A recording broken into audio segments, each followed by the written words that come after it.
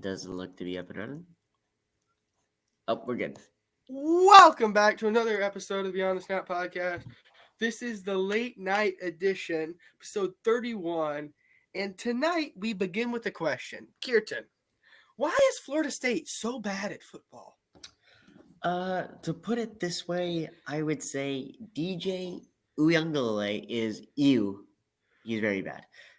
Yeah, you do not want to watch him play. Your team got decimated by Memphis, who actually, fun fact, everybody, fun fact. Florida State paid Memphis $1.6 million to come play in FSU for this game. In fact, they lost the game by a lot, or at least a big enough margin for everyone else watching. So if you are an FSU fan, you started off last year with the greatest hopes of all kind, and then Georgia apparently crushed you and every bone in the rest of your players' bodies because they clearly suck now, looking like Eastside, being 0-3. Yeah, so all I'm going to say is maybe the playoff committee has special powers. Maybe just hear me out. Florida State, relatively good players. DJU, not great, but he should be better.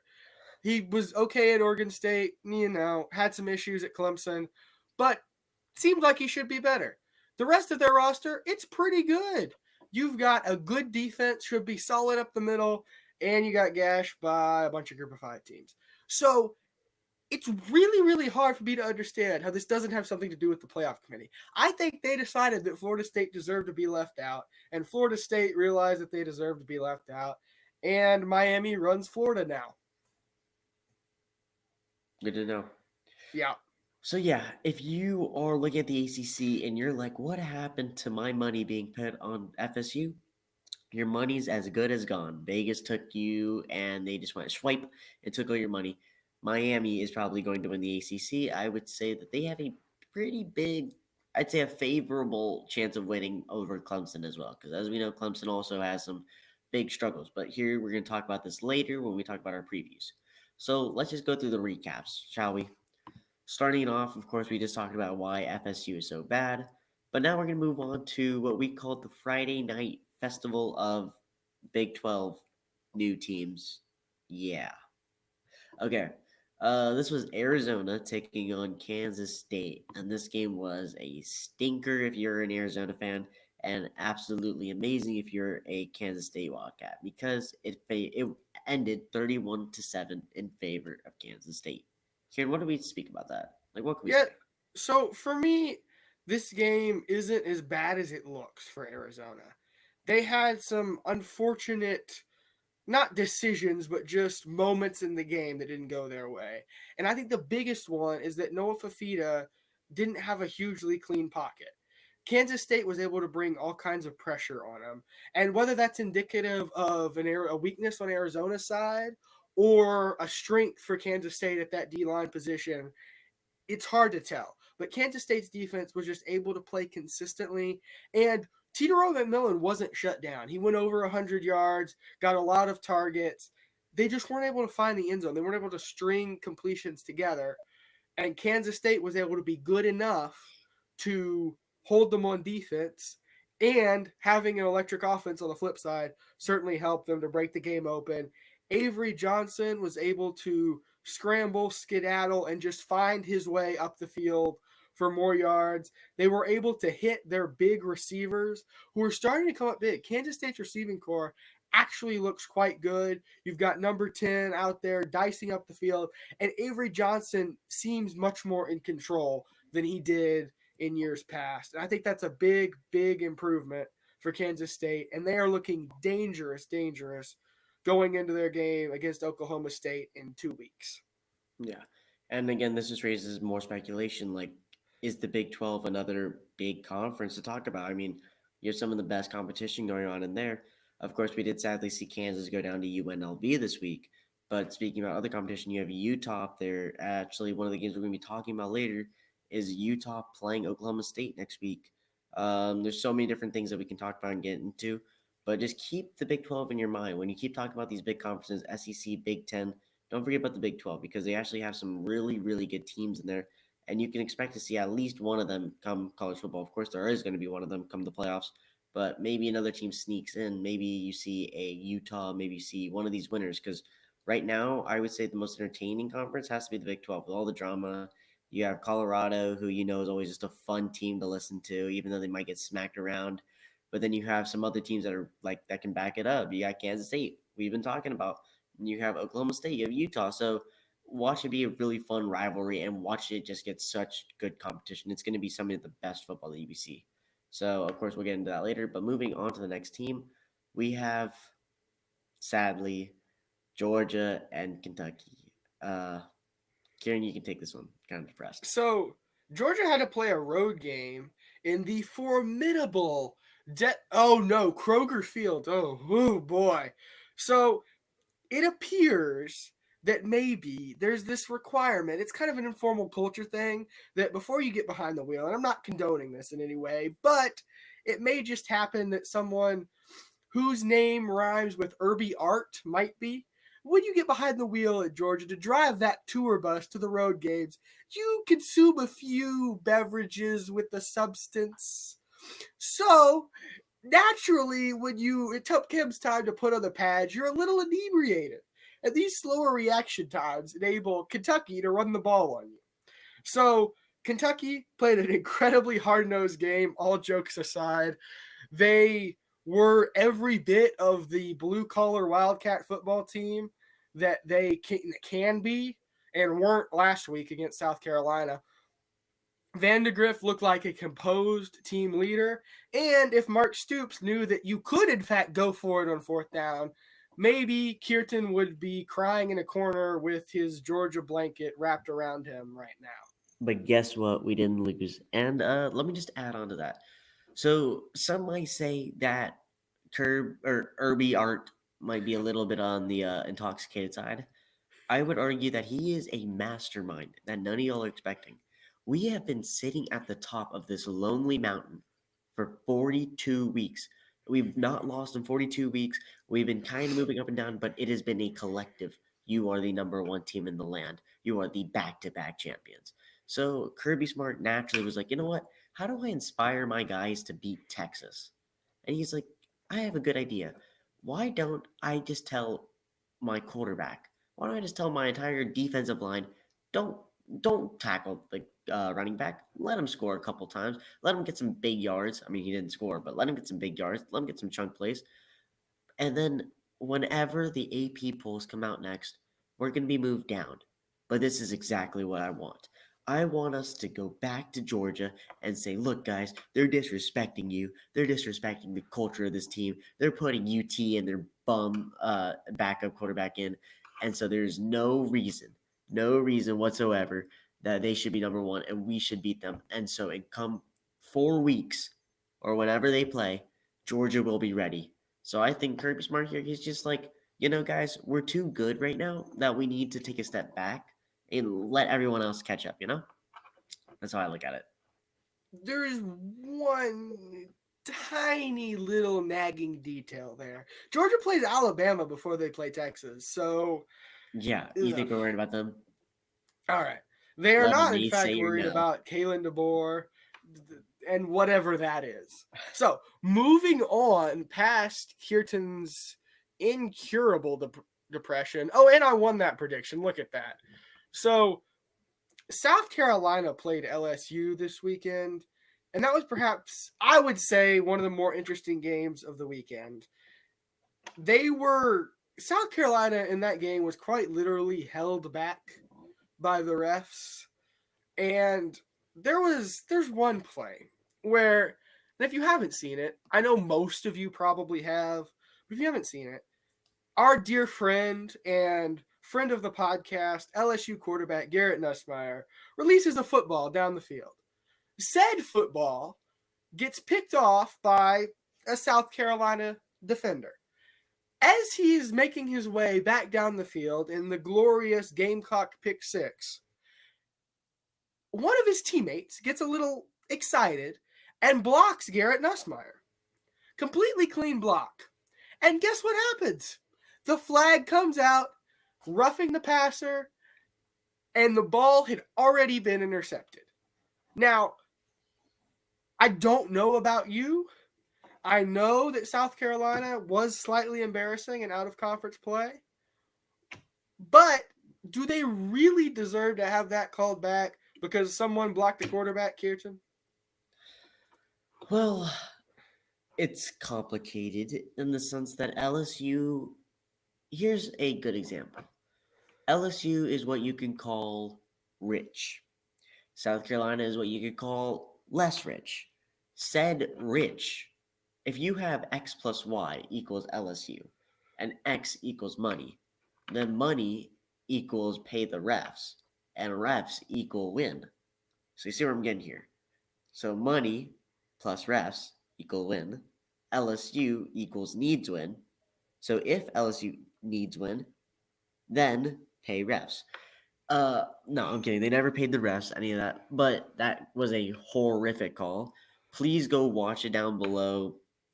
I bet you it'll probably pop up as one of the suggested things to watch. It's just I feel like some of these games sometimes it is a little bit favorable for a certain team or another. I guess LSU in this situation had basically I don't know how to put this or phrase this. You can say they have a bigger fan base. It may have been better for them to win. And you could think the ref, he probably was just looking out for the quarterback at the time.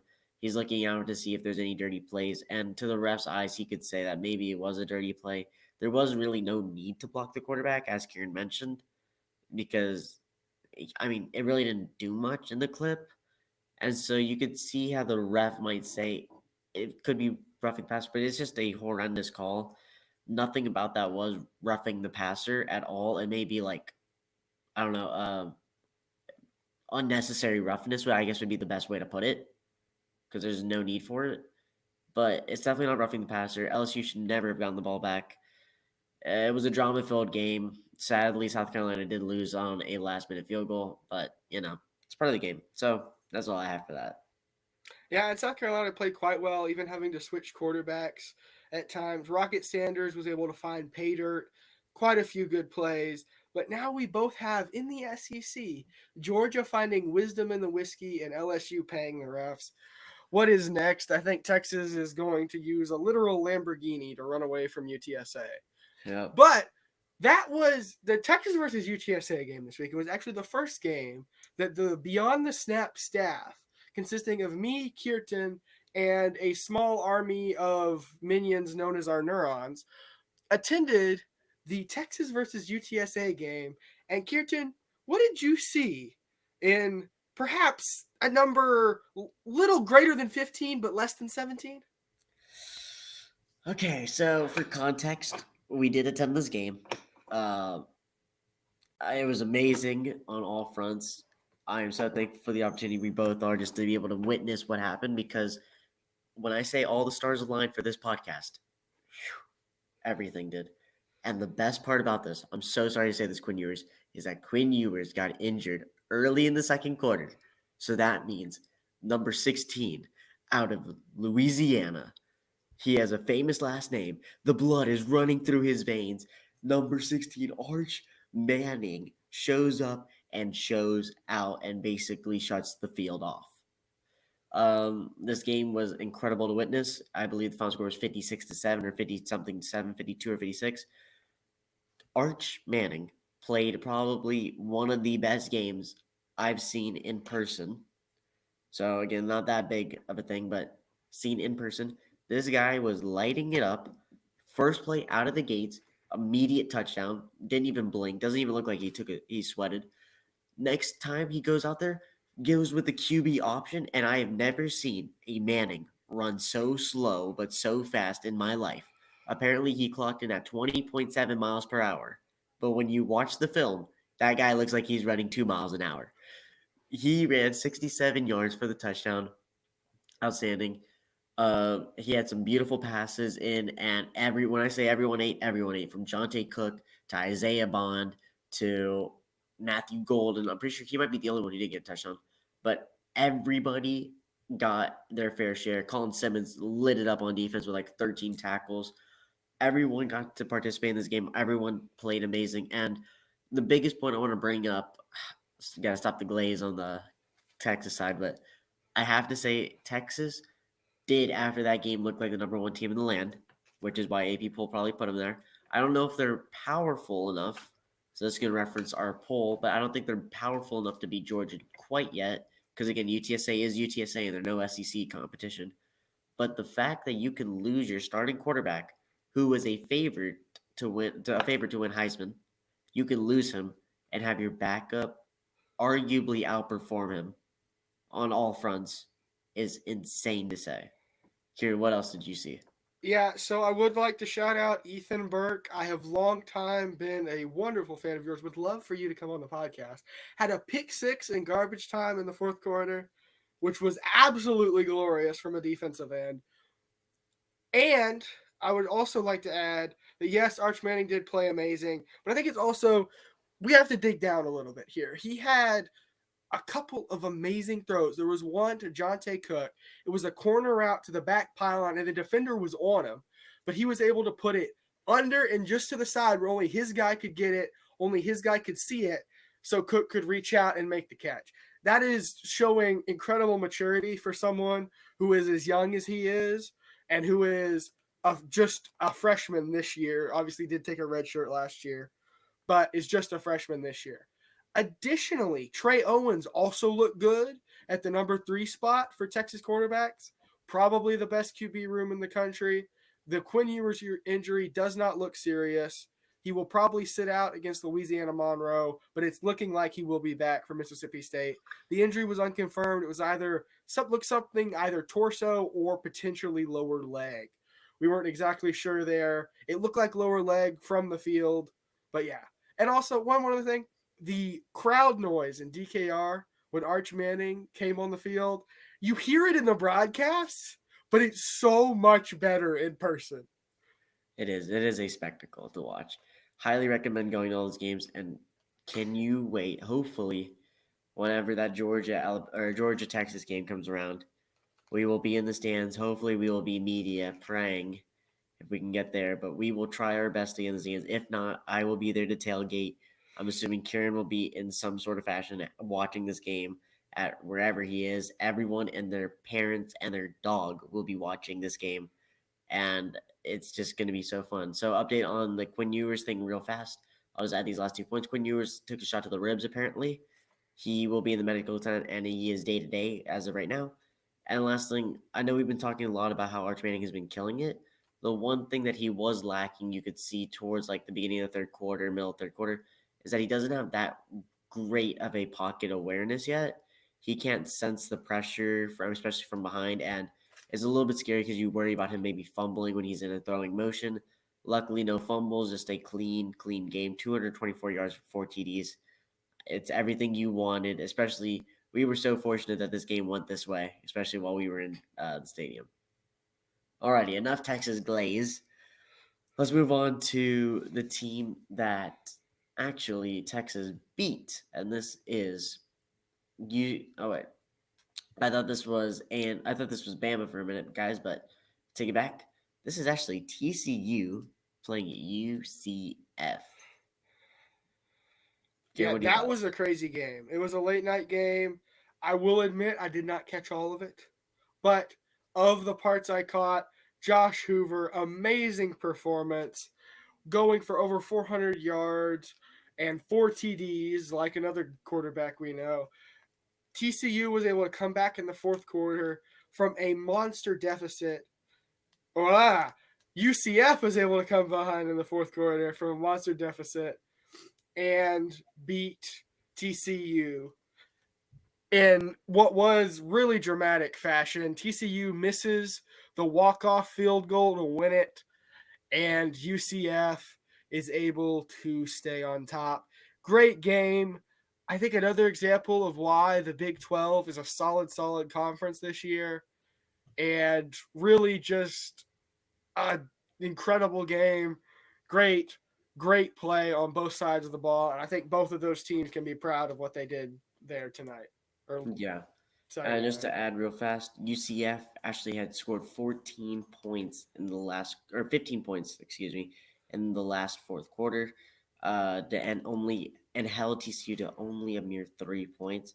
So a great come from behind victory, and also a shout out to I believe his name is Josh. Yeah, Josh Hoover. This is the quarterback for TCU.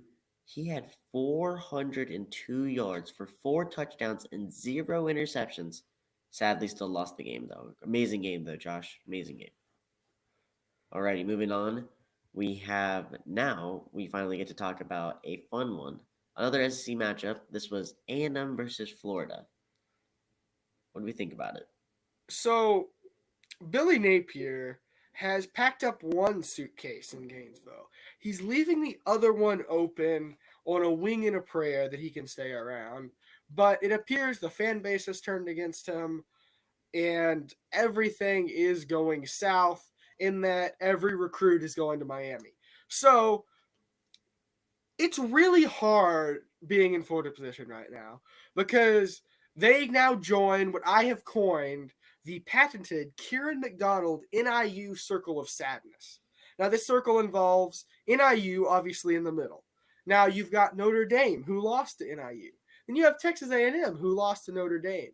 And then now you have the Florida Gators, who lost to Texas A&M. Now, who is a good football team in this circle and who is a bad football team? No one knows. But it is the circle of sadness, and they can all hold hands and cry together about a lack of production on the offensive side of the ball for every single one of these teams. Yeah. And also, so fun fact: the quarterback in for A&M during this game was actually not Connor Weekman. It was actually Marcel Reed, and he played outstanding. So you're gonna have a fun QB battle over there. What else can I say? Graham Mertz played like Graham Mertz typically does. Not great, not horrible. And yeah, if you're Billy Napier right now, I would say good luck on winning the rest of the season because you need it, buddy. You need to win at least one of your no-win November games, at least one of them, just to have a chance of sticking around. Because right now, it doesn't look too good, especially after Miami embarrassed you. This was kind of an embarrassment in Gainesville. Uh, so all I can say is you either beat Georgia in the world's largest outdoor cocktail party, or you beat Texas, or you do something that we can talk about on this podcast in a favorable light for you, please.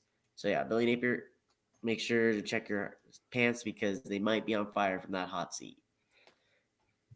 Alrighty, moving on. We now have I guess we don't have them in there, but also just real quickly, talking about Bama versus Wisconsin. Bama crushed it. They look like a scary, scary team. They look like they're trying to get back to where they were pre-Saban. They are not pre-Saban, but during Saban days, and get out of this rut that they were having, where people are like, "Oh, are they still gonna be good?" Yes, they're still good. So that's just my 2 cents on it. Can you have anything to talk about that during that game? Yeah, one thing to mention, Wisconsin quarterback Tyler Van Dyke, yes, that Tyler Van Dyke, is out for the season with a knee injury. I was unclear if he had tore, I think it was his ACL, but he might have also torn his MCL. So he will be out for the season. I believe Wisconsin is looking to a freshman now to replace him, and that will be unfortunate for the Badgers as they attempt to win some games in the following weeks. But other than that, yeah, Bama played great. Can't really pick on them. So now we're going to move to the BFER the Beaver top 25 power ranking. And has anything changed, Kirtan? Well, let's find out in 3, 2, 1. Has anything changed? No, Absolutely no, not. no, Nothing no, has no. changed whatsoever. So as you can see, we didn't want to really mess with the beefer polls that much. Because basically every team on this list, and actually you have to say it, every team on this list won or lost to a team that's even ranked higher than them. So of course you still see teams like Arizona at 24, and we ranked them perfectly. They were higher according to AP polls. Then they lost to Kansas State, and so that's why Kansas State's even higher on our list. Sitting at 21, they're at 16. I mean, we just accounted for all these things. The only part that I guess everyone will question is saying, "Oh, why is Georgia in front of Texas? Did Kieran win? Did Kieran win a coin toss and get number one spot?" Kieran actually agreed on me here.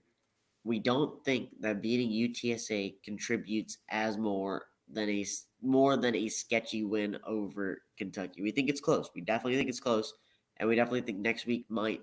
I mean, next week won't really tell us much. They're both playing not really great teams, but we do think week 5 should tell us a good amount about these teams. Week 4, week 5, and so you can expect to see a little bit of changes. Ohio State, of course, just played Western Michigan. You can forget that one. Bama, great win. Mizzou, you can say may move downward because after it was a sketchy game, but we still have confidence in them. Tennessee already up there. Miami, great win. Oregon finally showing us their dominance. Other teams on here: Utah, Oklahoma State. That's gonna be a great game to watch. Clemson slowly moving up. Kansas State still where they are. Oklahoma. All these teams we think deserve a shot here, and including Notre Dame. Notre Dame is even higher, but you do see at the 21 and 22 position, Kieran's coined and minted circle of sadness teams. Sadly, Yeah. Florida did not even make it, but sucks to be Florida right now. Yeah, that is the BFER poll. Anything you want to add? No. Let's move on to previews. And before we dive into the 5 games we've selected to predict, that's 4 or 5, same number. I would like to point out that in the inaugural SEC bum sadness, almost Vandy, but not quite Vandy Bowl, Florida and Mississippi State play. One lost to Toledo, one lost to Texas A&M. They are going to have the clash of titans at Mississippi State. And will anyone watch this game, Kirtan? Maybe if you're a Vandy fan, and because Vandy fans love watching a horrible football game, and I don't even think, to be honest, Mississippi State fans are gonna watch this game. I don't think anyone's gonna show up. This might be the lowest SEC capacity you might ever see. So yeah, you have garbage taking on trash, as I like to say. Uh, they're not that bad. We just like to give them crap because they are. Anyways, let's get into it with the top 5. So starting it off, sorry to both those teams I just dissed. Florida, my bad. Please don't take it out on me on those late night workout sessions. Nebraska versus Illinois to start it off for our game number 1 out of 5. Kieran, Yes. what do we think? So in the Midwest Bowl of Corn, the Nebraska Cornhuskers play the Illinois Fighting Illini, and it could be a good game. It's another test for Dylan Raiola. He's played well against Colorado, but frankly, Illinois is more physical than Colorado, and I think overall is a better football team. They've got a consistent rushing attack that will be something to deal with for Nebraska's defense, and their defense plays a more physical brand of Colorado than or a physical brand of football than Colorado. It is late. I apologize. I can't talk about Nebraska and Colorado without something going wrong. But they are going to battle it out. And currently, Nebraska is favored by 9. I think Dylan Raiola can lead his team to a victory. I think Illinois is a good football team, but we don't have them in the BFER poll again because we just don't think that the caliber of athlete is there that is the same at other schools. We think they're a little behind in that division. So I have Nebraska 28-20. Yeah, and like Kieran said, it's a test for Dylan Raiola. We get to see if the Fighting Illini are actually legit. Do they deserve to be at the 24 spot? And so I'm actually kind of hoping that Dylan proves himself. I was a big fan of him when he was going to Georgia. I became less of a fan when he decommitted and went to Nebraska. But at least it's another Patrick Mahomes that we get to watch every Saturday. So I also have them winning. I have them winning 31-17, just by a bigger margin. Okay, so next up we got NC State at Clemson. This is going to be a good old-fashioned ACC battle. Some key highlights for you is that it's really a struggle session for both of them. Cade Klubnik, can he actually get out of his slump? Can he actually get back on, become that quarterback that Clemson always wanted? Uh, get back to the Trevor Lawrence days. Another factor will Phil Maffa be an X factor during this game. This is going to be a great game for him, honestly, to pop off and show out and come together, especially with the ACC already in full swing. Next is honestly, it's just whoever is more consistent on defense. Clearly, polls are leaning towards Clemson being the more consistent team, but NC State, you really don't know. NC State has really strong showings. So again, be cautious of them. That established. And Dabo's finally taking on his second decent opponent. First was Georgia, of course. Now you get to watch him take on NC State, which is an ACC battle. Worth a little bit more, easier opponent. I think he would also favor himself. So for this one, I have myself, or I don't have myself, but I have myself choosing Clemson 35-20. Yeah, and I have gotta love Kirtan's analysis there. This is why we just flow together so well. The mind connection. It is almost like we planned it. I have Clemson 28-21. All right. So Yep. yeah, moving on. Yeah, we definitely played everything here at the Beyond the Snap media industry enterprise. Um, Utah plays Oklahoma State. According to the AP poll, this is 12-14. So a couple things here. Ollie Gordon's been quiet. He's been too quiet. He's been okay, but he's been better in the pass game than in the run game. He's been, especially what I've noticed on the tape that I've seen of him, is that he stands up too much, right? And I don't want to get too into ball here, but he gets too high. His pad level becomes too high. Defenders can get underneath him. Given that he is a very tall back, that's a downside, and it's easier, makes him easier to bring down. When he's low and behind his pads, much harder to bring down, much more forceful and impactful runner. So can he change that? Then you've got Grayson McCall. Can he improve his standard of play? He struggled against Tennessee's defense, which is again great defense, but can he improve making some of those throws that he would have made at Coastal Carolina? Can he make those today against Clemson? That's kind of like, wait, what am I saying? Oh my gosh. Clemson. I'm absolutely losing it. And Grayson McCall plays for NC State. Holy moly, we do not record at night anymore. But can Utah bring their A game is what I should have been saying. But can Utah bring that A team, right? You saw them have great dominating wins against lower quality competition, and then you saw them struggle against Utah State. What's the difference? Can they bring that A game back? What do you think, Kirtan? Well, I really do think so. Other thing about Ollie Gordon, I just want to throw this out there. It could be a hypothetical. I could be totally wrong, but as we know, Ollie Gordon did have some off-season issues, you could say, and so I wonder if Oklahoma is just not using him as much as they don't want to really deal with that, deal with the drama, because of course, media always follows the best player, and like multiple players have always said, they don't get paid to play, or they don't get paid to play the game. They get paid to deal with the media and the press and everything else that comes with it. So that could be another reason why Ollie Gordon may not be getting as much touches or might not be playing to full extent because there is some scrutiny under him. So watch out for that. I think that this is Cam Rising's return game as we believe, and it's really a great game for him to come back. Can he really show up and can he beat a really good opponent? I honestly don't think so. I think Oklahoma State has been prepping for this game. I think Oklahoma State, since coming second to Texas, weighed heavy on them. I think they felt like they were deserving of being the first team, especially as Texas is leaving for the SEC now. So I think they want that feeling of being the champs again. And so I actually see them winning this one and going up 31-27 against Utah. Yeah, I've got Utah winning 24-20. Yep. So I Um, think the Utes can get it done. oh, yeah. Okay, now we're going on to our two biggest games. We're going to go with our first one, then we're going to move on to what we now added as the game of the week. Uh, it's just an inside joke, guys. Don't worry about it. The game of the week, it is. We're not going to talk about that actually just yet. We're going to keep y'all waiting. But right now, we're going to be talking about Tennessee at Oklahoma, the big SEC game this week. Kieran, what do we know about it? Yeah, so Tennessee's offense has been steamrolling people. Their most recent one was at the Kent State Flashes or Golden Flashes, doesn't really matter. But they beat them 71-0, which is very, very impressive considering Nico Iamalieva has struggled with breaking.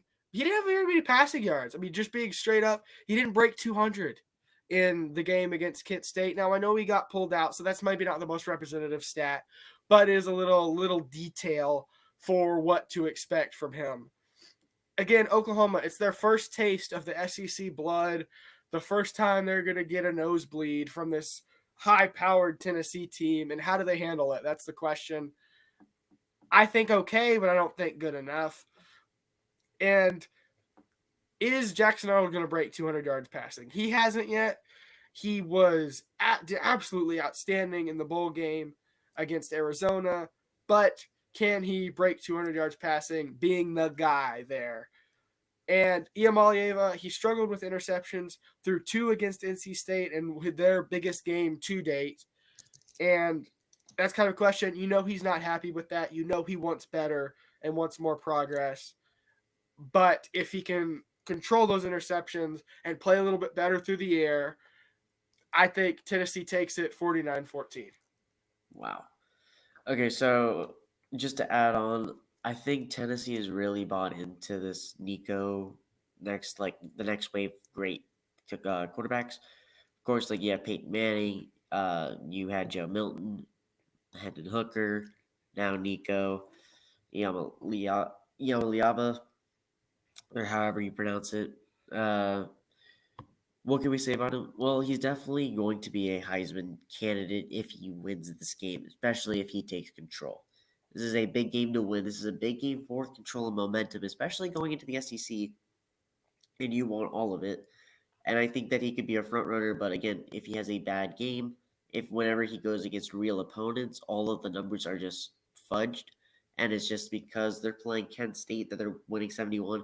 But when they go against the SEC, we see them get knocked back to reality, kind of like a Texas or kind of like a Georgia, how Georgia opened their SEC games. But if you're Oklahoma, this could be one of your best games yet because now you're going to be uber confident in yourselves, especially being the new kids on the block. And now it's just wait until you go to Red River, and then once you hit Red River, sparks fly. Especially if you can beat the number 6 team in the nation, one of the teams that are like probably the fourth best team in the SEC. It's just going to be a really good matchup, and I honestly see Oklahoma trying their best, but they can't get it done. Give me Tennessee 42-27. All right, so now we move on zu dem Game of the Week, or Game of the Week, as Kirtan likes to say it. Yes, we will explain that inside joke, but you have to guess first. That's the rule. That's always been the rule that we made up a little bit ago. So, Michigan plays USC. This is in the big house. And the first thing I'm seeing when I bring up the Michigan passing stats is that Davis Warren, their starting quarterback, has 2 touchdowns and 6 interceptions. Now, for those of you that know that a touchdown is good and an interception is bad, that would lead to think that he's not the best quarterback. So does Sharon Moore. He's pulled him. He's starting Alex Orji. That's a big change for this week. The other interesting thing to note is that Mullings leads Donovan Edwards in rushing with more yards, even though they've had the same number of carries at, I believe, 26. Another thing, Michigan's passing offense has been completely one-dimensional. Colston Loveland has more than triple the yards of the next highest receiver, and I think that's really important because when you watch Michigan play, the only thing they can do is get the ball to Loveland. That is the only thing they can do in the passing game. Otherwise, it's picked off or is caught underneath for not very many. So the other thing is, despite Michigan's defensive prowess, their big names on the edge and the middle have only produced 2 sacks this year so far, and that's including 2 teams that are fairly cupcakey and one would expect to be torn down by that Michigan front. Are they really as good as we thought they were coming into the season? I don't think so. But Kirtan, what are they facing this week in USC? Okay, so USC, of course, has honestly had a stellar season so far up to date, taking on teams like LSU, who they were favored to lose, and just coming out swinging. Of course, this is all led by their quarterback, Miller Moss. Now, Miller Moss has a 72% completion percentage. This was during the game against LSU, and 72% is very, very high, especially when you're going against strong players or strong opponents slash players. He had 2 touchdowns and 0 interceptions. Great game. He also their offensive line only allowed 2 sacks so far, and both of them came from LSU. So keep that in the back of your head too. No great things. So that means your O line is playing stellar. Quarterback is having a great year. And then additionally, let's talk about his targets. Wide receivers, he has Zachariah Branch he can throw to, but mainly it's actually his tight end McCree. He's leading USC in receiving yards, so expect a linebacker to probably be man or have someone fast on him at least. So that's another component they have to go against. Again, like we said, USC has combined for 3 sacks on defense, still really good, and only have allowed 10 points per game. So they're firing on all cylinders, which is just a horrible thing to see if you're a Michigan fan, because now you have another hard game. And they already held LSU to 27 points. Now, 27 points might be a lot, but you could argue. Why are you looking at me like that? They held them to Uh, 20 points, but numbers don't matter. 20 points, even lower if you think about it. That's only 2 touchdowns, 2 field goals. And you don't hold LSU to 20 points. They hold you to 20 points, let's be honest. So that's another just amazing stat. That's why a lot of people see USC coming in here and making quick work of Michigan, especially as Michigan has quote unquote fallen off. So let's get into the predictions. Kieran, who do you say is going to win? So I have USC. I have the Trojans, 27-20. And I think they're just the superior team all around. I think their defense can step up. Honestly, Michigan's offense isn't that hard to stop. And I don't think Michigan's defense is quite as good as you think it is. And when you look at USC, they're built like Texas. You've got a great tight end in McCree, and then you have so many weapons out wide that if I name them all, we'd be here all night. That is how Texas is built. That is how USC is built. So in terms of offense, they're pretty much the same. Is USC's O-line as good as Texas? No, they're not. Is their running back core as good as Texas is? No, it's not. But I think a similarly built team can get a good win 27-20 in the big house. Yeah, but for the sake of keeping things interesting, I have Michigan winning. And so people might say, oh, that's a bad take. Well, I think this is really Alex Orji's game to really prove himself. It's literally prove it or get benched. Uh, I think he has to come out here. He has to fight for his place. He has to solidify himself as the QB1, especially after talks of him getting benched and all that. And he wants to silence all the haters, silence everybody. And you're in the big house. Michigan, it doesn't matter if they are the 25th ranked team, the one ranked team. That stadium is packed with energy, and even more so than Death Valley. So just keep that in mind. Even though that USC game wasn't even played in Death Valley, it was playing USC. So this can be a real wake up call for Miller Moss. Can he really perform in front of the biggest crowd, in front of the biggest audience, against the loudest and rowdiest fans? So that's why I actually have Michigan winning 21-20 in a very, very close game. All right, so that's going to wrap up this week 3/4 edition of the Beyond the Snap podcast, episode 31. Thank you so much for watching. We know it's late, but we do see you are tuning into the stream. We appreciate it. And yeah, we'll try to get media passes from Texas. Probably not going to happen. But we can try. We could pretend to be professional journalists. We're very good at it. We clean up nice. We promise. We very So, much do. with that ado, Kirtan, do you have any final thoughts? Uh, just get ready for another great week of college football. We only named 5 of the great games. There are still a lot more to come. That's about it for me. If you like, or if you like this content, if you like the channel, please like, subscribe, send it out. Why? Send it to mass. We just want to be everywhere. We want to just give y'all the quality content from a source that isn't a 30-year-old white person or any other source. You're gonna get this from strictly 2 high school kids with our own views, our own personalities. And let me just say, it's a lot more fun than the guy that may have the initials JP. Okay? Or So, PM. I mean, both true.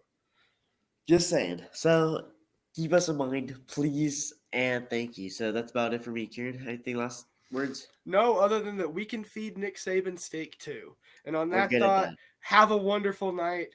Thank y'all for listening, and goodbye.